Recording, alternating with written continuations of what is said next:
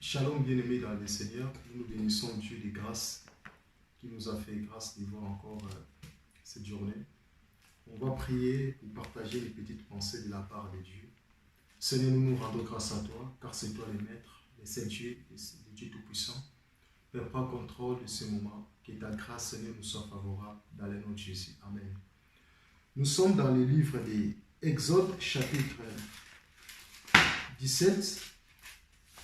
Exode chapitre 17, nous allons commencer au verset 1. La Bible dit: toute l'assemblée des enfants d'Israël partit du désert de Sin, selon l'ordre des marches que Yahweh leur avait ordonné. Et ils campèrent à Rephidim, où il n'y a point d'eau à boire pour le peuple. Et le peuple se souleva contre Moïse et lui dirent: donne-nous de l'eau à boire. Et Moïse leur dit: pourquoi vous soulevez-vous contre moi? Pourquoi tentez-vous Yahweh?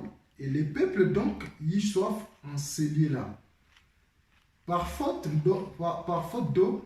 Et ainsi le peuple murmura contre Moïse en disant: pourquoi nous a-t-il fait monter hors d'Égypte pour nous faire mourir de soif, nous, nos enfants et nos troupeaux? Et Moïse cria à Yahweh en disant: que ferai-je à ce peuple? Encore un peu, ils me lapideront. Et Yahweh répondit à Moïse: passe devant le peuple et prends avec toi des anciens d'Israël. Prends aussi dans ta main la verge avec laquelle tu as frappé le fleuve et viens. Au verset 6, la Bible dit: voici, je vais me tenir là devant toi sur les rochers d'Horeb. Et tu frapperas les rochers, et il en sortira des eaux, et le peuple en boira. Moïse donc fit ainsi aux yeux des anciens d'Israël. Je m'arrête là. Nous voyons l'histoire des enfants d'Israël, mes bien-aimés dans le Seigneur. Le peuple, en fait, pendant qu'ils étaient dans le désert, ils avaient plus d'eau à boire. Voilà, c'est pour cela qui a poussé le peuple de mettre la pression à Moïse. Le peuple, ils ont commencé à murmurer parce qu'ils avaient soif. Ils avaient besoin de l'eau. Ils avaient besoin de boire de l'eau. Ils ont commencé à regretter parce que Moïse les a fait monter d'Égypte avec leurs enfants et leurs troupeaux. Ils ont demandé à Moïse de l'eau à boire parce que le peuple, ils avaient soif d'eau. Lorsqu'il y avait la pression, le peuple sont venus voir. Lorsqu'il y avait la pression, Moïse, il n'a pas accepté la pression du peuple. Moïse, il a crié. La Bible dit: Moïse cria à Dieu, a crié à Yahweh en disant: que ferai-je à ce peuple? Encore un peu, ils me lapideront. Et Yahweh répondit à Moïse: passe devant le peuple et prends avec toi les anciens d'Israël. Donc, lorsque Moïse a crié à Dieu, Dieu lui a dit, dans le premier des choses, Dieu a dit à Moïse: passe devant le peuple et prends avec toi des anciens d'Israël. Moïse, il a pris les anciens d'Israël et prends aussi dans ta main la verge avec laquelle que tu as frappé le fleuve et viens. Voici, la Bible dit, la verge qu'il avait utilisée pour frapper la fleuve, et prends aussi les anciens d'Israël avec toi. Lorsque Moïse il a écouté Dieu, la Bible dit: Moïse, il a fait ainsi dit l'Éternel. Au verset 6, Moïse a dit: voici, je vais me tenir là devant toi sous les rochers, le rocher de Horeb, et tu frapperas les rochers. Moïse a pris la verge, il a frappé les rochers, et le rocher a sorti d'eau. Nous voyons que le peuple, lorsque l'eau a été sortie dans le rocher, et le peuple n'a plus dérangé Moïse. Parce que le peuple, ils avaient besoin de l'eau. Le peuple, ils avaient soif. Ils avaient besoin de boire de l'eau. Bien-aimés dans le Seigneur, nous sommes dans la génération où nous avons soif d'eau. On a besoin de boire le véritable eau qui sort du rocher. Voyez? Donc si Moïse, il n'avait pas frappé les rochers, l'eau n'allait pas sortir. Et le peuple devait toujours commencer à murmurer. Le peuple, ils ont arrêté de murmurer lorsque Moïse a frappé le rocher et l'os est sorti du rocher. Nous voyons que lorsque Dieu présente les rochers, Dieu ne présente pas en vain comme ça. Dieu ne parle pas comme ça. Donc ça veut dire qu'il y a une pensée qui est derrière le rocher. Donc dans la Bible, Jésus-Christ se présente comme le véritable rocher. Il est le rocher du siècle. Il est le véritable rocher qui a été frappé à la croix pour sortir l'eau vive. L'eau qui devait couler à la croix pour nous donner le véritable, pour nous donner la vie éternelle. Donc si on n'avait pas bu l'eau qui était sortie du rocher, on n'allait pas vivre. Et voilà, c'est pour cela le Seigneur Jésus-Christ, il est le véritable rocher frappé à la croix. Lorsque Moïse il a utilisé la verge pour frapper les rochers, donc ça veut dire que les rochers là que nous voyons, c'était le Seigneur Jésus-Christ qui était frappé à la croix. Nous voyons que Moïse a fait l'œuvre des souverains, il avait fait l'œuvre des sacrificateurs. Moïse, Dieu a utilisé Moïse comme mettant la loi qui devait frapper Jésus-Christ à la croix pour sortir l'eau, les véritables paroles, pour sortir les véritables vies. Donc si le Seigneur Jésus-Christ il n'était pas frappé à la croix, on n'allait pas boire les véritables eaux. Donc avant, on était dans le temps de la loi. Donc on buvait l'eau impure. Donc l'eau qui ne nous donnait pas la vie. Ça demandait que le Seigneur Jésus-Christ soit frappé à la croix. Lorsque nous voyons frapper à la croix, donc prophétiquement ça nous parle de la mort. Ça demandait que le Seigneur Jésus-Christ soit mort à la croix pour nous donner le véritable lot. On va lire le livre d'Ésaïe chapitre 51. Ésaïe 51, pour prouver que notre Seigneur Jésus-Christ est le véritable rocher. Ésaïe chapitre 51 au verset 1, il dit, écoutez-moi. Vous qui poursuivez la justice et qui cherchez Yahweh, regardez au rocher d'où vous avez été taillés. Nous comprenons que lorsqu'on regarde le rocher, c'est à travers le rocher que nous, on a été taillés. Voyez? Donc, le Seigneur Jésus-Christ qui nous présente le véritable rocher du siècle que Moïse avait frappé. Donc, si Moïse n'avait pas frappé le rocher, le peuple n'allait pas boire de l'eau. Donc, le peuple là, ça nous présente dans cette génération. Et nous avons soif, on a besoin de boire le véritable eau qui coule de lui-même. Donc, c'est le Seigneur Jésus-Christ qui fait couler le véritable eau pure. Et l'eau là qu'on boit là, c'est là qui nous donne la vie. On va lire aussi Jean chapitre 4. On va donner des versets, c'est là qui va nous démontrer que Jésus-Christ c'est qui nous a donné le véritable lot. Jean chapitre 4.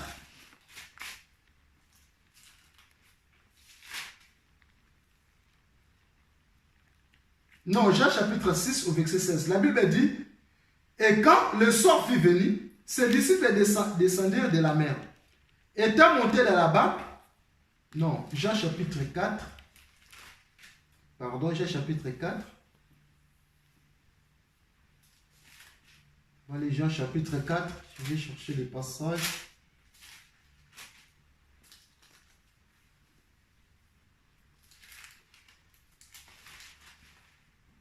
On va chercher les passages. Jean chapitre 4. Au verset 14. Jean chapitre 4, verset 14. La Bible dit, mais celui qui boira de l'eau que je lui donnerai n'aura jamais soif. Mais l'eau que je lui donnerai deviendra à lui une fontaine d'eau qui jaillira jusque dans la vie éternelle. Nous voyons que l'eau là, lorsque tu bois cette eau là, donc la personne qui boira cette eau, il n'aura jamais soif. Parce que l'eau là, ça sort de lui-même, qui est le véritable rocher. Donc, le Seigneur Jésus-Christ, ça demandait qu'il soit frappé à la croix. Comme les rochers, pour sortir le véritable lot. Donc, si le Seigneur Jésus-Christ n'était pas frappé à la croix, il n'allait pas sortir le véritable lot. Voyez? Donc, c'est la loi qui a frappé Christ à la croix. Pour sortir le véritable lot. Voilà, c'est pour cela, quelque part, lorsqu'on avait vu dans la Bible, Jésus plaira. Jésus-Christ, il n'avait pas pleuré en vain. Dans la chair, Jésus-Christ avait pleuré parce que son ami Lazare, qu'il aimait beaucoup dans la chair. Mais prophétiquement parlant, Jésus-Christ a manifesté l'œuvre à la croix comme étant le véritable rocher frappé à la croix. Parce que Moïse avait utilisé la verge pour frapper Jésus, pour frapper les rochers. Voyez? Donc si on ne boit pas les véritables lots là, on n'aura pas la vie. Donc ça demandait que Jésus-Christ nous donne les véritables lots. Parce que Moïse, lorsqu'on buvait l'eau de Moïse, on n'avait pas la vie éternelle. Mais ça demandait que le Seigneur Jésus-Christ soit frappé à la croix afin de nous donner les véritables lots. C'est pour cela que nous voyons le mouvement de Moïse. Lorsque le peuple a murmuré à Moïse, le peuple, ils ont demandé l'eau à Moïse. Dieu a utilisé Moïse d'aller frapper les rochers. Il a dit, dans le rocher en sortira de l'eau et tu donneras au peuple, tu donneras à mon peuple. Et celui qui boira cette eau-là, il n'aura jamais soif. Donc lorsqu'on boit cette eau, on n'aura plus soif.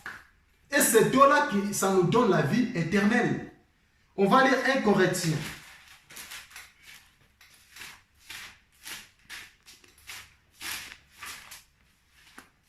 1 Corinthiens chapitre 10. 1 Corinthiens chapitre 10 au verset 4. La Bible dit,